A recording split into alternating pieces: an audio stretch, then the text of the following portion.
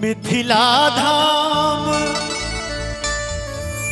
दोसर पायब कोने ठाम दुल्हा दुल्हन सीताराम जनकपुर में दुल्हा दुल्हन सीताराम जनकपुर में एहन सुंदर मिथिला धाम दोसर पायब कोने ठाम दुल्हा दुल्हन सीताराम जनकपुर या दुल्हा दुल्हन सीताराम जनकपुर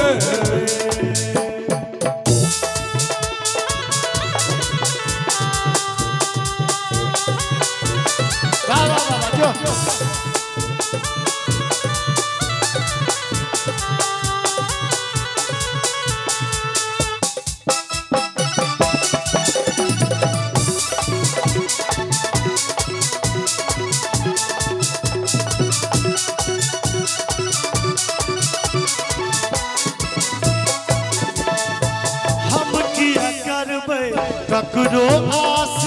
जखन मिथिला हमर बास हम क्या करबै ककरो आस जखन मिथिला हमर बास हमर बहिन अपन खास जनकपुर में या दुल्हा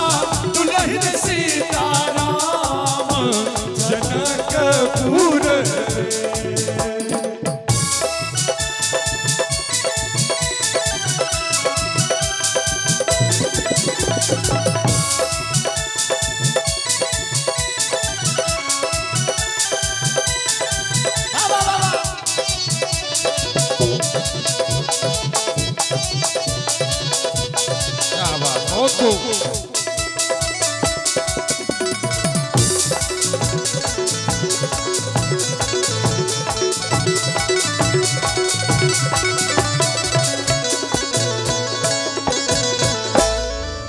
बहिन सिया सुकुमारी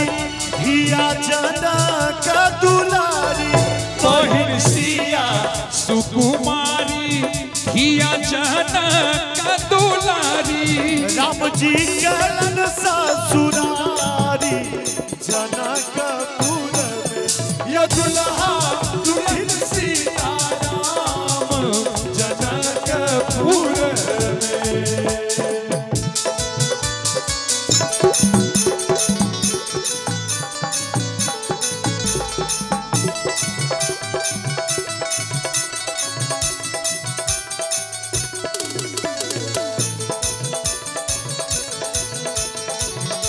बाबा क्या बात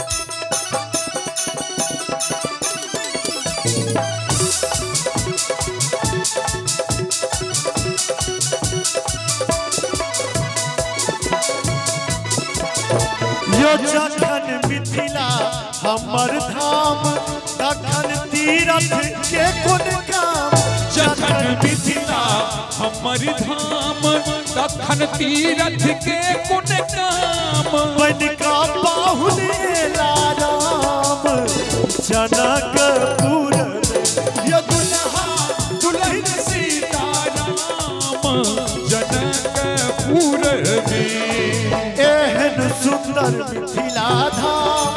दोसर पायब कोने ठाम दुल्हा दुल्हन सीताराम जनकपुर या दुल्हा